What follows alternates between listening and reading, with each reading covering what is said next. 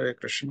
তা আজ আমরা শ্রীমদ্ ভগবদ গীতা ষষ্ঠ অধ্যায়ে ধ্যান যোগের ষষ্ঠ শ্লোক, 6 অধ্যায়ের 6 নম্বর শ্লোক। তো সুন্দর, হ্যাঁ? অধ্যয়ন করব, মনোযোগিতার সঙ্গে আপনারা শ্রবণ করবেন, নোট করবেন।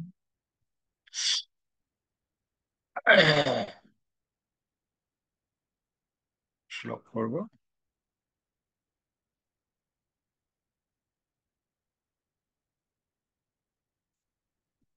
বন্ধুরাত্মা মনস্তস্য যেনাত্মৈবাত্মনা জিতঃ অনাত্মনস্তু শত্রুতে বার্তে তাত্মৈব শত্রুয়াৎ। এই শ্লোকের অনুবাদ: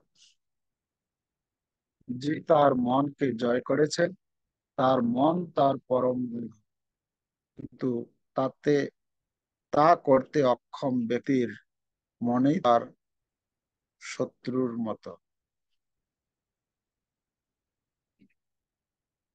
তাৎপর্য: অষ্টাঙ্গ যোগের অনুশীলন করার উদ্দেশ্য মনকে সংযত করা, যাতে মানব জীবের পরমার্থ সাধনের পথে সে বন্ধুর মতো সাহায্য করতে পারে। মনসংযত না করে লোক দেখানো যোগ অভ্যাস করলে কেবল সময়ের অপচয় হয়। যে মানুষ মনকে বশ করতে অক্ষম, সে সর্বক্ষণ তার পরম শত্রুর সঙ্গে বাস করছে এবং তার ফলে তার জীবন ও তার উদ্দেশ্য বিনষ্ট হয়। জীবের স্বরূপগত বৃত্তি হচ্ছে তার প্রভুর আজ্ঞা পালন করা। মন যতক্ষণ অজিত শত্রু হয়ে থাকে, ততক্ষণ তাকে কাম, ক্রোধ, লোভ, মোহ আদির আজ্ঞা পালন করতে হয়। কিন্তু মন যখন মন যখন বশীভূত হয়, তখন পরমাত্মা রূপে প্রত্যেকের হৃদয়ে অবস্থিত ভগবানের আদেশ পালনে জীব স্বতঃপ্রবৃত্ত হয়। প্রকৃত যোগ অভ্যাসের যথার্থ তাৎপর্য হৃদয়ে পরমাত্মার সঙ্গে সংযুক্ত হয়ে তার আজ্ঞা পালন করা। কেউ যখন সরাসরি ভাবে কৃষ্ণ ভাবনামৃত অবলম্বন করে, তখন সে আপনা থেকেই ভগবানের আজ্ঞার প্রতি সম্পূর্ণভাবে শরণাগত হয়। তাহলে আমরা এখানে দেখতে পাচ্ছি, গত শ্লোকে 5 নম্বর শ্লোকে আমরা পেয়েছিলাম যে মনের কথা সেখানে বলা হচ্ছে যে মনের দ্বারা কখনো আত্মাকে অধঃপতন করা উচিত নয়। হ্যাঁ? আর এই মন অবস্থা ভেদে বন্ধু এবং শত্রুর কাজ করে, এটা আমরা 5 নম্বর শ্লোকে পেয়েছিলাম, তাই না? তো এখন প্রশ্ন হচ্ছে যে মন তাহলে কখন বন্ধুর মতো কাজ করে আর মন কখন শত্রুর মতো কাজ করে, সেটা কি করে বুঝতে পারবো? তো এখানে ভগবান শ্রীকৃষ্ণ বলছেন, যে মনকে জয় করেছে সেই মন বন্ধুর মতো কাজ করেছে, বন্ধুর মতো কাজ করে। আর তাতে যে অক্ষম, মানে মনকে যে জয় করতে পারেনি, সেই মনে তার শত্রু। এখানে আমরা দেখতে পাচ্ছি এই শ্লোকে মূলত দুটি পার্ট, যে মনকে অভ্যাসের দ্বারা এবং যেরকম এখানে বলা হচ্ছে যে মনকে সংযত, মনকে জয় করার কথা বলা হচ্ছে। যে প্রথম শব্দটা কি দিয়েছে? যিনি মন যিনি তার মনকে জয় করেছেন, মন তার পরম বন্ধু, একটা পয়েন্ট। দ্বিতীয়ত, যে মনকে জয় করতে পারেনি, মন হচ্ছে তার শত্রু। এই দুইটা দুইটা কথা বলা হচ্ছে।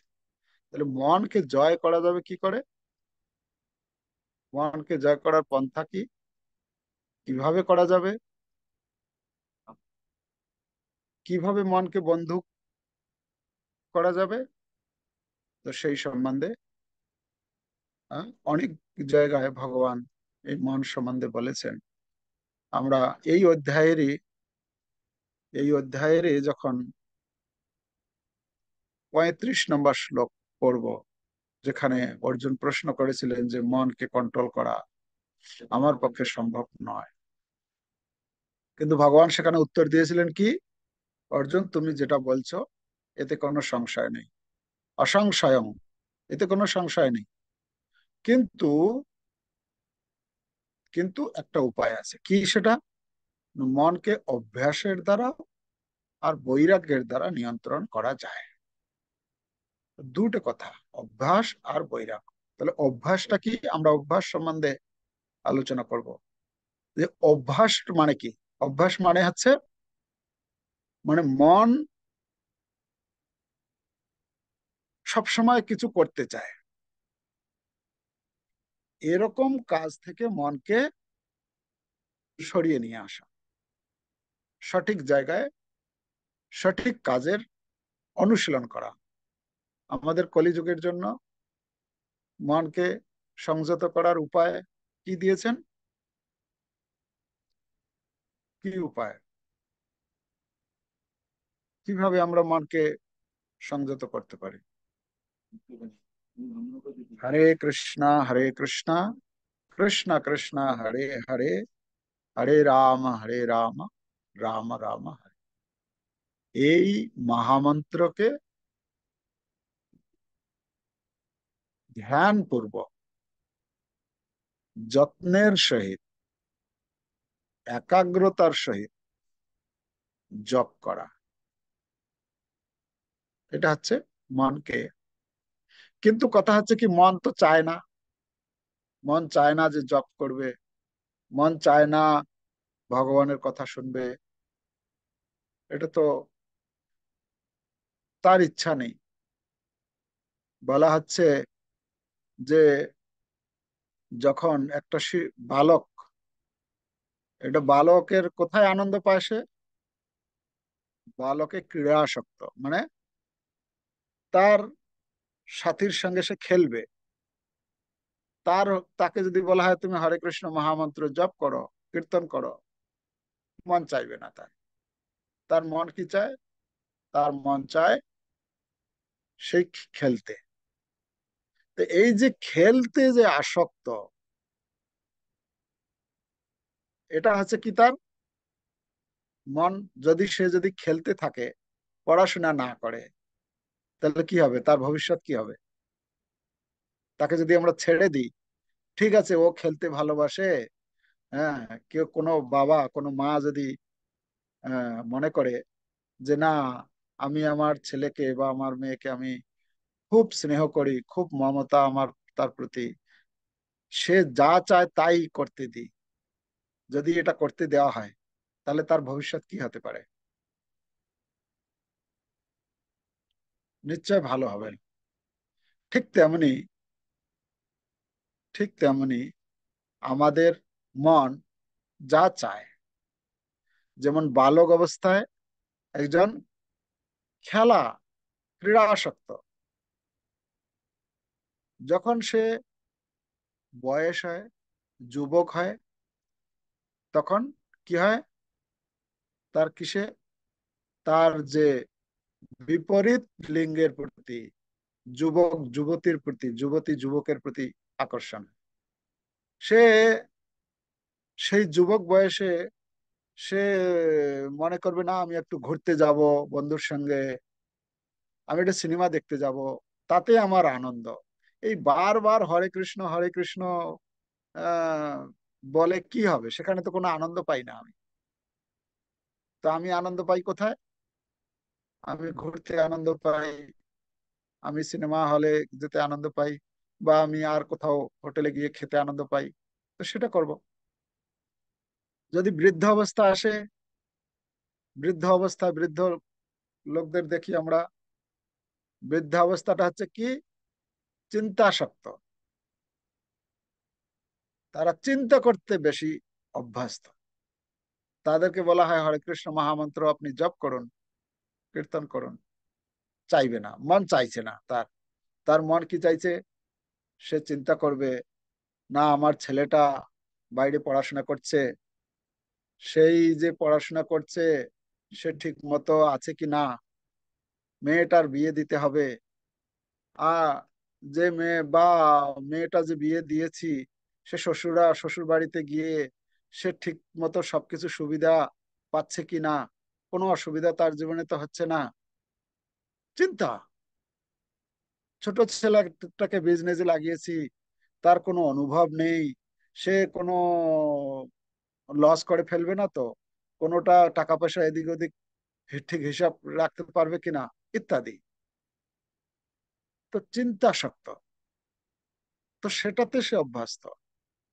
কিন্তু কথা হচ্ছে যে স্বাভাবিক মনের মনের স্বাভাবিক কাজ হচ্ছে সেটা। কিন্তু এখানে কি বলা হচ্ছে? এখানে বলা হচ্ছে মনের অভ্যাস। দরজাটা একটু বন্ধ।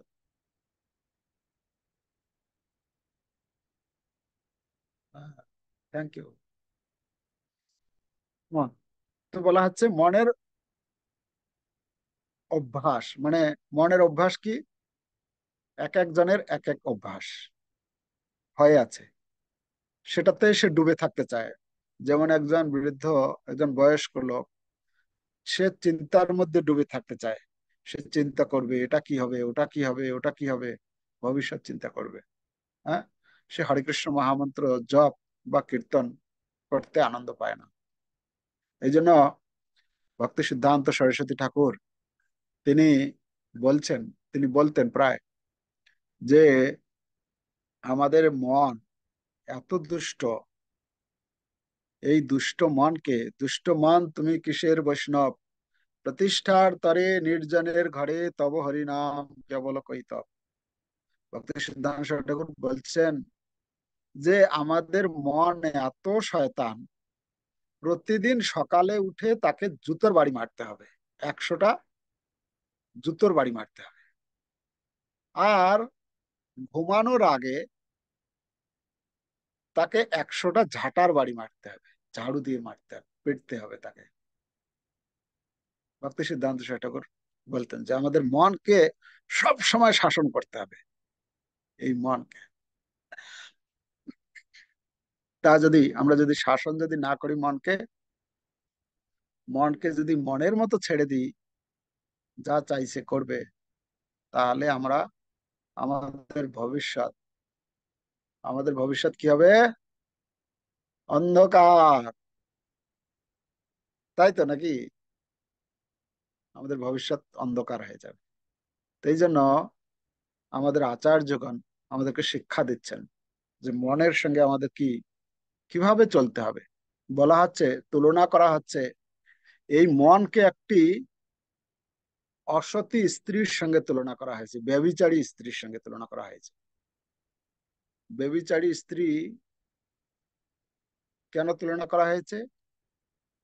অসতী, অসতী স্ত্রীর সঙ্গে তুলনা করা হয়েছে কারণ অসতী স্ত্রী যে কোনো মুহূর্তে তার পতিকে বধ করে দিতে পারে। আমরা এরকম অনেক ঘটনা দেখেছি যে অন্য কোনো পর পুরুষের আহ আহ, সঙ্গে যুক্ত হওয়ার ফলে তার পতির কত রকমের মানে দুঃখ দিয়েছে, বা এরকমও ঘটনা আছে যে মেরে ফেলেছে, বধ করেছে। তো বলা হচ্ছে আমাদের মন হচ্ছে এরকম ব্যভিচারী স্ত্রীর মতো। ব্যভিচারী স্ত্রী যেরকম যে কোনো সময়ে তার পতিকে মেরে ফেলতে পারে, ঠিক একজন সাধকের কাছে, একজন যোগীর কাছে, একজন ভক্তের কাছে সেই মন, অসংযত মন, সে যে কোনো সময়ে কামের বশবর্তী হয় বা ক্রোধের বশবর্তী হয় বা লোভ, প্রমাদ, ঈর্ষা বা মোহের বশবর্তী হয়ে এই যোগীকে বধ করে দিতে পারে। মানে তার ভক্তি জীবনকে, যোগীর যোগ সাধনাকে পণ্ড করে দিতে পারে। তাই জন্য বলা হচ্ছে যে এই মনকে অসতী, ব্যভিচারী স্ত্রীর সঙ্গে তুলনা করা হয়েছে। তাই জন্য বলছেন মানুষের উচিত যে মনের সাথে ব্যবহারে এরকম সতর্কতা অবলম্বন করতে হবে, ঠিক যেরকম একজন ব্যক্তি তার ব্যভিচারী স্ত্রীর ব্যাপারে সতর্ক, অত্যন্ত সতর্কতার সঙ্গে তার সঙ্গে বসবাস করে, ঠিক তেমনি আমাদের মনের সঙ্গে সেইভাবে কি করতে হবে, মনের সঙ্গে আমাদের সেইভাবে আচরণ করতে হবে, সব সময় সতর্ক থাকতে হবে। মন আমাদেরকে যে কোনো মুহূর্তে বিপথে পরিচালিত করতে পারে। বিশেষ করে, বিশেষ করে যখন আপনি একা আছেন। হ্যাঁ, যখন আপনি একা আছেন তখন মন আপনাকে প্রলোভিত করতে পারে। আমাদের একজন মহারাজ, উনি একদিন হঠাৎ মানে আমাকে জিজ্ঞেস করছে যে, এই দাঁড়াও। আমি দাঁড়ালাম। আচ্ছা, বলতো দেখি এই মুহূর্তে তুই কি চিন্তা চিন্তা করছিস। আমি বলছেন, তো আমি তো হতভম্ব হয়ে গেছি।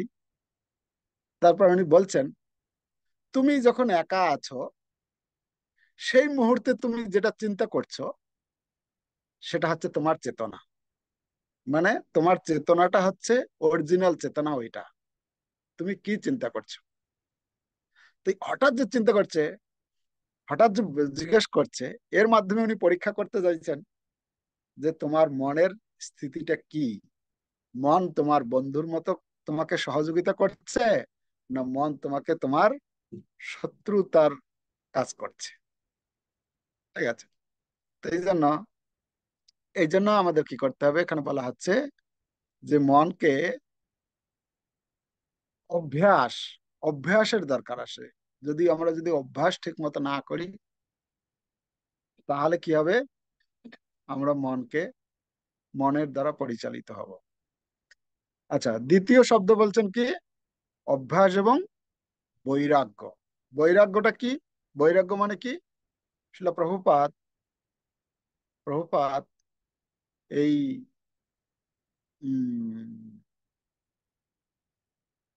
25 নম্বর শ্লোকে, এই অধ্যায়ের 25 নম্বর শ্লোকের তাৎপর্য বলছেন বৈরাগ্যের কথা।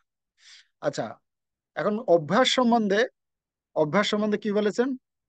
অভ্যাসের কনক্লুশনে আমরা যদি ধরি, 6 অধ্যায়ের এই অধ্যায়ের 26 নম্বর শ্লোকে বলা হচ্ছে যে যত যত নিশ্চলতি মনোচঞ্চলম অস্থিরম তত তত স্নিয়ম্যাত আকি আত্মন্যেব বশম নয়। বলছেন যে মনের স্বভাব হচ্ছে পালিয়ে যাওয়া, এদিক ওদিক, মানে চঞ্চলতা। তার মনের স্বভাব হচ্ছে চঞ্চলতা, সে বিভিন্ন দিকে মানে ছুটবে, চপল স্বভাব। তো ভগবান বলছেন কি, যত যত নিশ্চলতি, মানে যেখানে যেখানে মন যায়, যে বিশেষ করে আমরা যদি জপের সময় চিন্তা করি, আপনারা সবাই এখানে জপ করেন, জপের সময় আমরা উপলব্ধি করতে পারি মনটা কত, কার মন কিরকম, কতটা চঞ্চল, কতটা স্থির, কতটা গুটি এক মালা জপ করতে মনটা কতবার ওই মালা থেকে দূরে সরে যায়। আমি জপ করছি হরে কৃষ্ণ কৃষ্ণ কৃষ্ণ হরে হরে, হরে রাম হরে রাম, রাম হরে হরে, হরে কৃষ্ণ কৃষ্ণ কৃষ্ণ, মানে মন কোথায় চলে গেছে, সে মালার মধ্যে আর নেই, উচ্চারণ হচ্ছে কিন্তু এখানে নেই। তো বলছেন এটা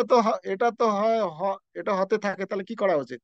না, মনটা যাবে, মনটাকে কি করতে হবে, আবার টেনে নিয়ে আসতে হবে। এই কোথায় গিয়েছো তুমি, মার্কেটে চলে গেছো এখন? এখন মার্কেটের সময় নাকি এটা? কোন জিনিস কিনবে, কোন জিনিস কি করবে সেটা চিন্তা করছো? বা কোনো আত্মীয়র বাড়িতে চলে গেছে, কে কালকে কি বলেছিল, তার সে কিরকম করেছিল, কি তার ভঙ্গিমা আছে কি, ইত্যাদি ইত্যাদি, সেই চিন্তা করবে। তো এই মনটা যাওয়াটা হচ্ছে স্বাভাবিক, এটা হচ্ছে মনের স্বভাব। কিন্তু মনটাকে সেখান থেকে নিয়ে আসা, এই না, চলে আসো একটু বসে জব করি একটু। আবার জব হয়তো শুরু করলেন, যে মনটা হয়তো এক দুবার জব করছেন, করতে করতে আবার চলে গেল, অন্য কোথাও চলে গেল। তো এটা হচ্ছে যত যত নিশ্চলতি, যেখানে যেখানে যাবে তত তত স্নিয়ম মিয়াতাত, মানে তাকে কি করতে হবে, বারবার তাকে ধরে নিয়ে এসে জপে মনটাকে বসাতে হবে। এটা হচ্ছে অভ্যাস, হ্যাঁ না? তো এটা আমরা করতেই পারি, করতে পারি না, এটা কঠিন নয়, এটা করতে পারি। তো এটা হচ্ছে অভ্যাস, অভ্যাস করতে করতে করতে করতে একদিন আমাদের মন শান্ত হবে, শুনবে আমাদের কথা। আচ্ছা, দ্বিতীয় পয়েন্ট হচ্ছে বৈরাগ্য। বৈরাগ্য মানে কি? সেটা প্রভুপাদ এই ষষ্ঠ অধ্যায়ের 25 নম্বর শ্লোকের তাৎপর্য বলছেন, বৈরাগ্য মানে হচ্ছে জড় পদার্থ থেকে বিরক্ত থাকা। মানে জড়, এই যে পদার্থ রয়েছে, পদার্থ থেকে বিরক্তি। কোনো জিনিস চাই, কোনো জিনিসের বিষয়ে আমার চিন্তা হচ্ছে, কোনো বস্তুর বিষয়ে চিন্তা হচ্ছে, তো তার প্রতি আমার বৈরাগ্য, বৈরাগ্যের অভ্যাস করা। প্রভুপাদ এই ভাগবতের পঞ্চম স্কন্ধের একাদশ অধ্যায়ের 17 নম্বর শ্লোকে সেখানে বলছেন, আমাদের এই মনকে জয় করা অত্যন্ত কঠিন। আমাদের মন হচ্ছে অত্যন্ত চঞ্চল। হ্যাঁ, মন আমাদের চায় না ভক্তি করতে, মন আমাদের চায় না হরিনাম করতে, মন আমাদের চায় না ভগবানের কথা শুনতে। মনে হয় যেন না না, ঠিক আছে পরে করে নেব, ঠিক আছে এই সময়টা এখানে কেন দেব, এই সময়টা আমি অন্য অনেক জরুরি কাজ আছে সেটা করব, অনেক রকমের প্রলোভন দেবে মন। তো প্রভুপাদ বলছেন, আমাদের এই মনকে জয় করার একটাই অস্ত্র আছে। সেই শ্লোকের তাৎপর্য ছিল, প্রভুপাদ বলছেন কি অস্ত্র সেটা? সেই অস্ত্রটা হচ্ছে উপেক্ষা করা। মানে মন একটার পর একটা আর্জি নিয়ে আসবে, আর সেই মনের যে আর্জি গুলোকে উপেক্ষা করা। আর ঠিক আছে, তুমি এটা চাইছো, পরে দেখছি ওটা, ঠিক আছে এখন তুমি একটু জব করো। আচ্ছা, এখন একটু তুমি একটু আসো আমার সঙ্গে, একটু এই অধ্যয়ন করি একটু। তো মন একটার পর একটা এরকম আর্জি দিতে থাকবে। মনের সেই আর্জি গুলোকে, মনের সেই আবেদনগুলোকে উপেক্ষা, উপেক্ষা করা। প্রভুপাদ বলছেন, যদি আমরা উপেক্ষা করতে থাকি, তাহলে উপেক্ষা করতে করতে কি হবে, মন একদিন সে মানে চিন্তা করবে, ও আমার কথা শুনে না, ঠিক আছে তাহলে আমি আর কোনো আবেদন আর করব না, ঠিক আছে। তো প্রভুপাদ বলছেন সেখানে যে আমাদের একটাই অস্ত্র আছে, সেটা হচ্ছে উপেক্ষা করা, ঠিক আছে। তো এই জন্য প্রভুপাদ বলছেন যে ভাগবতে আমরা দেখতে পাই যে মনকে আমরা কিভাবে আমাদের বন্ধু করতে পারি। শ্রীমদ ভাগবতমের প্রথম স্কন্ধের দ্বিতীয় অধ্যায়ের 18 থেকে 19, 18 নম্বর 19 নম্বর শ্লোকে সেখানে বলছেন যে, সেই যে নষ্ট প্রায়শ অভদ্রেষু নিত্যম ভাগবত সেবয়া ভগবতে উত্তম শ্লোকে ভক্তির ভবতি নৈষ্টিকীম। আমাদের ভক্তিকে বৃদ্ধি করা যাবে কি করে? আমরা নিত্যম ভাগবত সেবয়া, যদি আমরা নিত্য প্রতিদিন যদি ভাগবত সেবা করি। ভাগবত মানে হচ্ছে, ভাগবত হচ্ছে দুই, ভাগবত হচ্ছে দুই প্রকারের। একটা হচ্ছে গ্রন্থ ভাগবত, একটা হচ্ছে ব্যক্তি ভাগবত। তো ভাগবতের সেবা যদি আমরা করি, গ্রন্থ ভাগবতের সেবা আমরা কিভাবে করব? গ্রন্থ ভাগবতের, ভাগবত শ্রবণ করব, ভাগবতের কথা অন্যকে বলবো, ভাগবতের প্রচার করব, এটা গ্রন্থ ভাগবতের সেবা হচ্ছে। ব্যক্তি ভাগবতের সেবা কিভাবে করত? যিনি তার জীবন এই ভাগবতের নির্দেশ অনুসারে জীবন যাপন করছেন, তার সেবা করার জন্য আমাকে সুযোগ খুঁজতে হবে। আমি কি করে তার সেবা করব? যখন তার সেবা করব, তার সেবা করার মাধ্যমে আমার ভগবত ভক্তিতে মন লাগবে। ঠিক আছে? তো এখানে আমরা দেখতে পাচ্ছি এই শ্লোকে যে মন মন যদি কেউ যদি মনকে যদি অভ্যাস এবং বৈরাগ্যের দ্বারা যদি সতর্কতার সঙ্গে মনের সঙ্গে ব্যবহার করে, তাহলে কি হবে? তার মন ধীরে ধীরে সে জয় করতে পারবে। আর তা যদি না করতে পারে, সে মনে তার শত্রুর মতো কাজ করবে। শত্রুর সঙ্গে বসবাস যদি করা যায়, তাহলে কি রকম হবে? শান্তি পাওয়া যাবে কখনো? হ্যাঁ, আপনার শত্রুর সঙ্গে আপনি একে বাড়িতে একে ঘরে আছেন, আপনি কতটা শান্তিতে থাকবেন? কতটা মনে সুখ থাকবে? নিশ্চয় সুখ থাকবে না। তো ঠিক তেমনি মন হচ্ছে যে, মন যদি আমাদের শত্রুর মতো কাজ করে, এরকম একটি ঘটনা রয়েছে পদ্ম পুরাণে, যে একজন ব্যক্তি ছিলেন, তার নামটা ছিল কি যেন, আহ উড়িষ্যা প্রদেশের শ্রীপুর নামে একটা গ্রাম ছিল। সেখানে, সেই নগরে বসুদত্ত নামে এক ব্রাহ্মণ বাস করত। এই বসুদত্ত ব্রাহ্মণের একটা কন্যা ছিল, তার নাম ছিল সুদেবা, তার কন্যা। এই সুদেবা, তার বাবা তাকে একজন ব্রাহ্মণের সঙ্গে বিবাহ দিয়েছিলেন, যার নাম ছিল শিব শর্মা। তো শিব শর্মার সঙ্গে এই বসুদেবার বিবাহ দিয়েছেন তার বাবা। তো ব্রাহ্মণ ছিল খুব সাত্ত্বিক, সত্য গুণ পরায়ণ, ধার্মিক প্রবৃত্তির। কিন্তু দুর্ভাগ্যবশত এই যে সুদেবা, সে কি করত?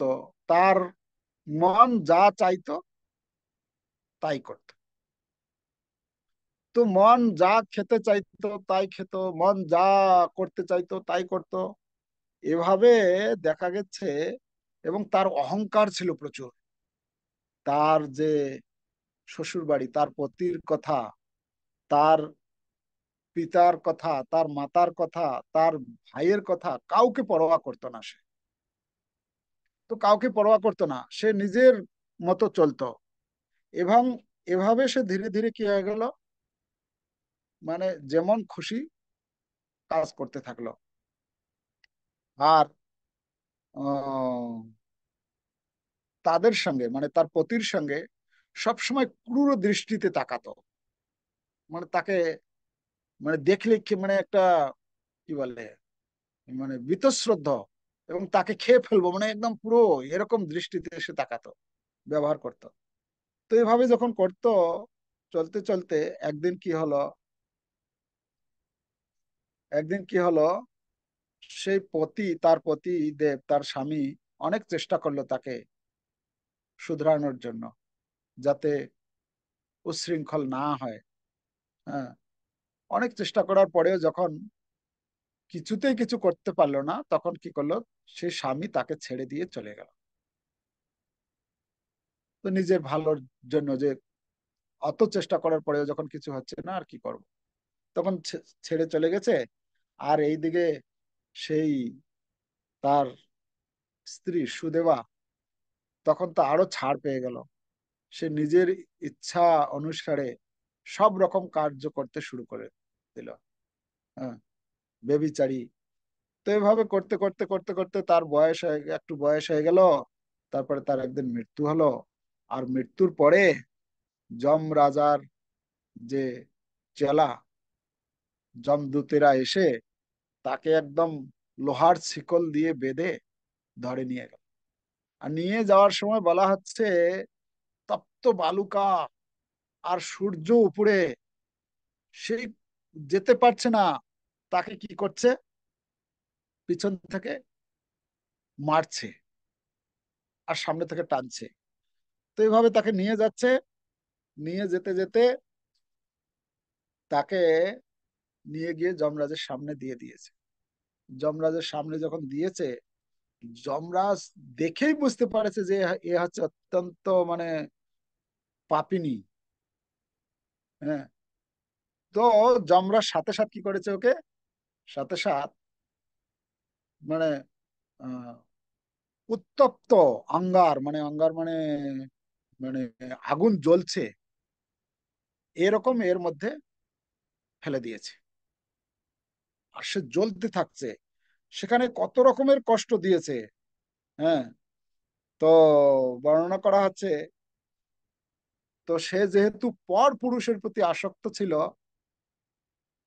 তাই যমরাজ কি করলো, একটা লৌহ মানে লোহার পুরুষ তৈরি করে, উত্তপ্ত লোহা একদম পুরো, সেই লোহার পুরুষ সামনে দিয়ে তার সঙ্গে তাকে আলিঙ্গন, জোরপূর্বক আলিঙ্গন করাচ্ছে।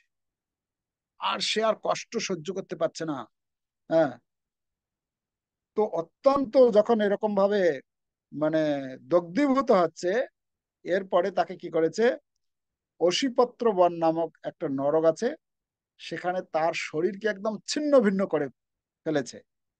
কিন্তু এত কিছু করার পরেও তার মৃত্যু হচ্ছে না, মৃত্যু হবে না, কেননা সেই যম রাজা তাকে সেখানে যে শরীর দেওয়া হয়, সেই শরীরে কষ্ট পাবে কিন্তু মৃত্যু হবে না। যা কিছু করবে কষ্ট পাবে কিন্তু মৃত্যু হবে না।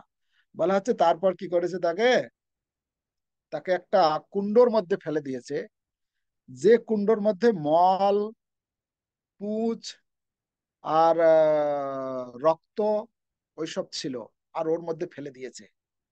আর ওর মধ্যে যখন ফেলে দিয়েছে, তখন সেখানে পোকা ছিল বড় বড়, আর সেই পোকাগুলো তাকে কামড়াচ্ছে। হ্যাঁ। তারপরে সেখান থেকে কি করেছে, বের করেছে তাকে, বের করে আর এক জায়গায় দিয়েছে। আর সেখানে কি করছে, সেখানে বলছে শিয়াল খুব মানে নখ আর মুখ দিয়ে সে তার মাংস টেনে টেনে মানে ছিঁড়ে নিচ্ছে। শিয়াল, কুত্তা, সাপ, মুরগি ছিল, মুরগির যে চঞ্চ যে আছে মানে কি বলে, ঠোঁট একদম পুরো তাকে এ করছে, তার মাংসগুলোকে কেটে নিচ্ছে এরকম। আর বিড়াল,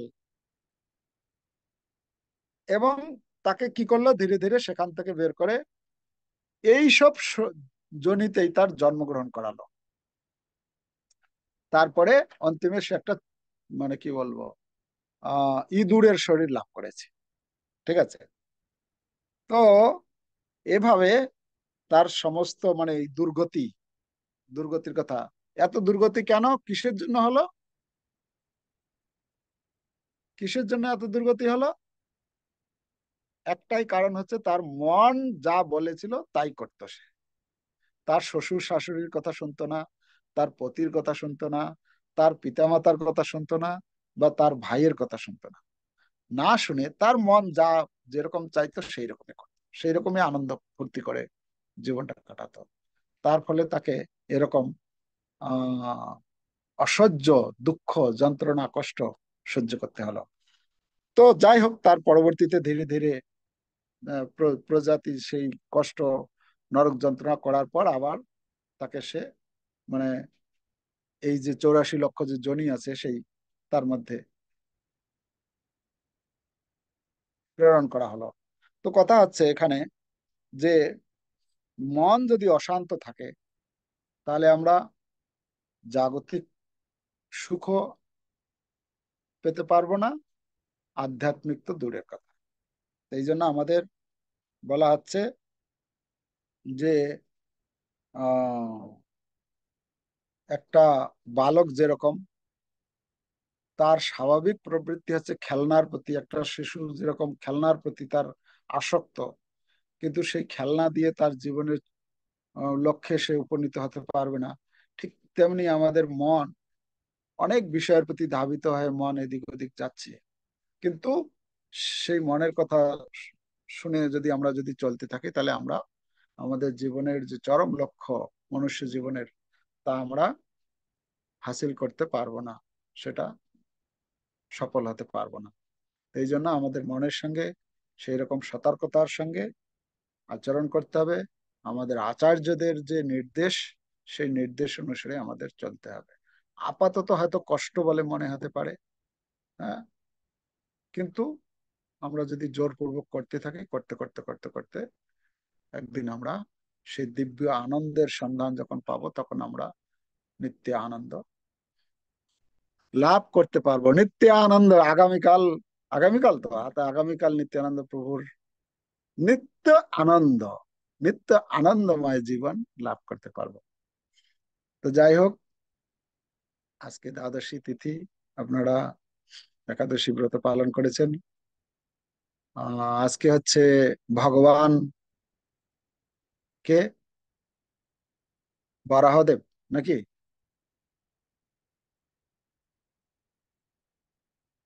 এই বরাহদেব ভগবানের আবির্ভাব তিথি। ভগবান, ভগবানের যে দ্বাদশ অবতার রয়েছে, তার মধ্যে বরাহ রূপ একটি, শুকর রূপ। বসতি দশন শিখরে ধরণী তব লগ্না, শশিনী কলঙ্ক কলেব নিমগ্না, কেশব ধৃত শুকর রূপ, জয় জগদীশ হরে, জয় জগদীশ হরে, জয় জগদীশ।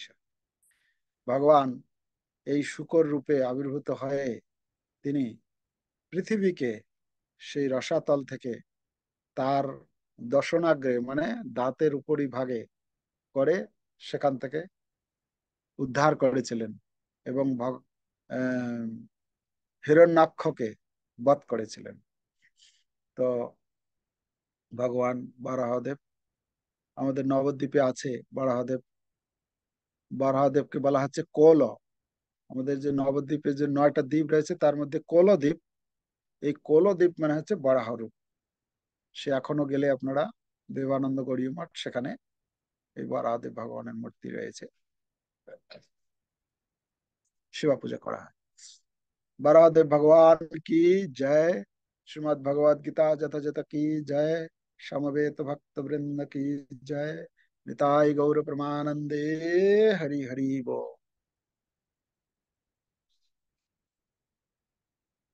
ঠিক আছে, আমরা এখানে শেষ করি।